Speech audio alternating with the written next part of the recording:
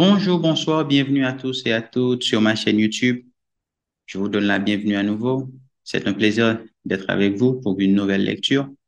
Je vais continuer la lecture que j'avais entreprise avant du livre Les moyens infaillibles de devenir riche d'Antoine de Nossi. Aujourd'hui, nous allons parler des économies. La fois d'avant, j'avais parlé du travail. Donc, pour ne pas tarder, pour entrer directement, je vais commencer la lecture. Les économies. Pour que les économies conduisent réellement à la fortune, il faut qu'elles soient constantes. Question. Ne voit-on pas des ouvriers prendre la bonne résolution de diminuer leurs dépenses, de se priver de certains plaisirs pour s'amasser quelque argent et s'arrêter en chemin parce que leur économie ne grossisse pas à leur gré et qu'elles ne forment pas en 6 mois un capital suffisant pour leur permettre d'en vivre sans continuer le travail? Ceux qui raisonnent et agissent ainsi seront toujours pauvres. Ce n'est que par l'accumulation sans arrêt des petites épargnes que l'on parvient à se faire un capital respectable. Économisez sur toute chose. Tenez-y la main et ne vous lassez pas. Vous verrez, au bout d'un an seulement, quel miracle se sera opéré dans votre bourse. Un sou épargné reste dans votre poche. À vous de le faire fructifier et d'y joindre d'autres épargnes.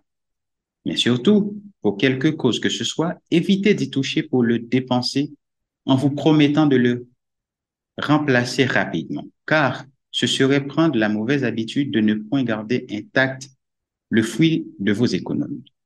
Ce système vous conduirait à la vilaine manie de mettre de côté une somme d'argent que vous vous réserveriez de reprendre à la première occasion pour la faire servir à quelques dépenses.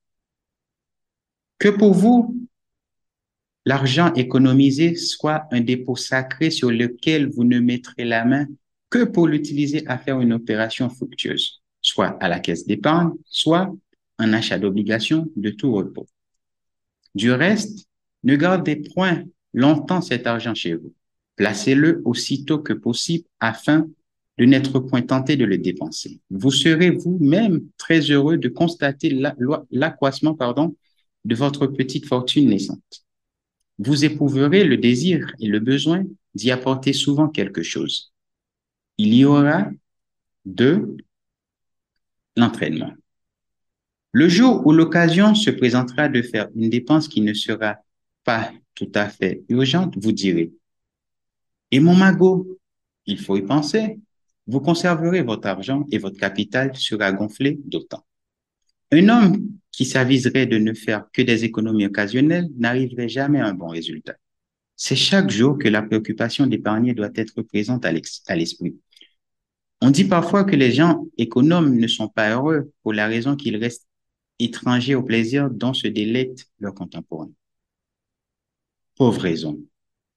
Et n'éprouve-t-on point de bonheur à sentir que les choses que l'on a sont bien à soi, à vivre dans une maison où règne l'ordre et l'aisance, à payer comptant chaque chose que l'on est obligé d'acheter, à ne point connaître les créanciers bourrus qui réclament avec menace des sommes dues, à ignorer les huissiers dont l'abord sévère produit une si mauvaise impression sur les débiteurs, toujours à court d'argent, pour un plaisir qui aura duré quelques heures chez l'homme amoureux des spectacles, des concerts et d'autres distractions coûteuses, mais qui sera suivi de l'affront des réclamations incessantes des dettes.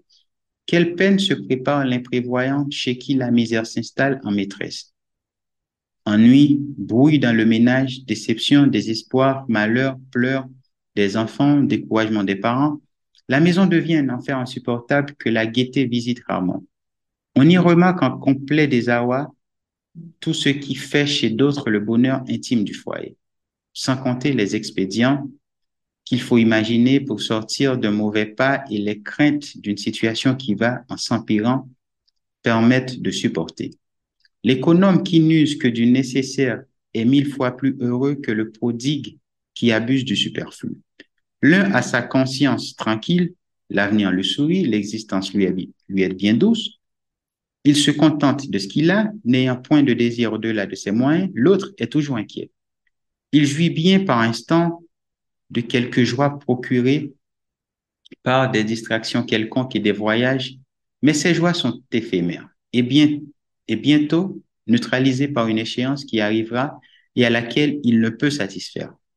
Il sera obligé de descendre quelques degrés de l'échelle sociale et de subir l'affront de vivre dans une condition inférieure à celle où il avait prétendu se placer.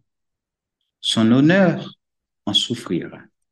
Le premier aura toutes les chances de s'élever et partir du bas de l'échelle, il pourra aspirer à en gravir avec honneur les degrés qui le placeront dans le cadre qu'il mérite. Respecter des autres hommes. D'un côté, l'honneur et le bonheur. De l'autre, le déshonneur et la misère. Considérez maintenant laquelle des deux situations sera la plus digne d'envie. Faire des économies en toutes choses est d'une grande simplicité. Avec de l'attention et de la persévérance, comme nous le disions tout à l'heure, tous les ménages peuvent gravir l'escalier facile qui conduit à la fortune. Ne dépensez jamais un sou inutilement. Un sou, c'est peu de choses, dira-t-on. Remarquons que se laisser aller à dépenser en une circonstance donnée, un seul sou sans besoin, peut amener une autre dépense plus importante, également sans utilité. C'est une affaire de principe. Si je dépense ce matin 5 centimes pour un cigare, pardon, j'entrerai demain dans un café et j'y prendrai une consommation de 10 centimes. Après-demain, j'achèterai une pâtisserie de 10 centimes et ainsi de suite. Toute chose dont j'aurais pu me passer. Comptez la somme que je ferais ainsi passer de ma poche dans celle d'autrui et ce qu'elle produirait en 20 ans si je la faisais fructifier. Achetez les marchandises nécessaires à vos besoins dans des maisons de confiance. Ne prenez point ce qui est trop bon marché. Souvent, la marchandise de bonne qualité fait un plus long et meilleur usage que la médiocre. Une paire de chaussures que vous aurez payé 20 francs, par exemple, vous durera 4 ans et sera propre et convenable jusqu'au dernier jour. Si vous jetez votre choix sur une de 10 francs, il vous faudra une paire chaque année, ce qui vous obligera à une dépense double dans les 4 années et vous ne serez pas encore bien chaussé. Il en sera de même pour un grand nombre d'objets. Payez comptant. Votre premier gain sera une remise. Le second, de posséder entièrement ce que vous avez. Du reste, on ne doit jamais acquérir ce qu'on n'est pas en mesure de payer immédiatement. Les dettes sont exactement comme les économies. Elles s'enflent et grossissent les uns comme les autres sans que l'on s'en aperçoive. Une dette chez le marchand de chaussures vous autorisera à en créer une autre chez le tailleur, une autre chez le boulanger et ainsi de suite. Si bien qu'il viendra un temps où tous ces retards de paiement vous mettront dans l'impossibilité de régler vos dépenses qui seront alors trop considérables. Il ne vous semblera pas pénible de donner 35 centimes au boulanger qui vous donnera un pain chaque jour. Mais vous ferez la grimace si, pour 100 pains dus, au bout de 100 jours, il vous faudra lui verser la somme de 35 francs. Acheter à crédit, c'est jeter le trouble dans son budget. Vous ne pouvez pas connaître nettement l'état de vos finances si vous devez. Vous paraissez heureux parce que vous avez aujourd'hui 100 francs en caisse. Cela vous semble une fortune au premier abord, mais vous réfléchissez et vous dites, si je dois 20 francs au boulanger, 10 francs au boucher, 10 francs au tailleur, 15 francs à l'épicier, total 55 francs. Que vous reste-t-il? Voilà votre fortune à moitié évanouie. D'où une cruelle déception qui vous plonge dans un désarroi tel que vous voyez la misère à votre porte en même temps que le vide dans votre porte-monnaie. Songez à quelle joie vous pourriez vous livrer s'il vous était permis de dire, ces 100 francs sont à moi. Je n'ai rien prélevé sur eux avant de les posséder. Ne faites donc jamais aucune dette, si petite soit-elle. Si vous n'avez pas d'argent aujourd'hui, privez-vous. Ne risquez point de prendre ou de ne risquez point, pardon, de perdre votre indépendance en vous créant des obligations envers des fournisseurs. Ceux qui paient en achetant sont souvent aussi mieux servis que ceux qui remettent à plus tard le paiement. Tout fournisseur est satisfait de toucher tout de suite le prix de la marchandise qu'il vend et par réciprocité, sert bien ses bons clients. Il passe aussi ses marchandises médiocres, s'il en a, aux personnes qui le paient irrégulièrement, car il se sent exposé à perdre tout ou partie de sa fortune. ou de sa fourniture. Dans ce cas, il perd moins que s'il avait fourni quelque chose de première qualité. Qui peut toujours content peut se dire déjà riche, puisqu'il ne doit rien à personne. Mais faites attention, qu'il ne tardera pas à le devenir, car les économies fructifient rapidement chez ceux qui aiment l'ordre et qui sont ennemis irréductibles des dettes. Ceux qui deviennent, Ceux-ci deviennent-ils des malades? Question. Des malheureux? Ceux-ci deviennent-ils des malades? Des malheurs s'abattent-ils chez eux? Sont-ils quand même obligés d'aller à crédit? On leur fera confiance?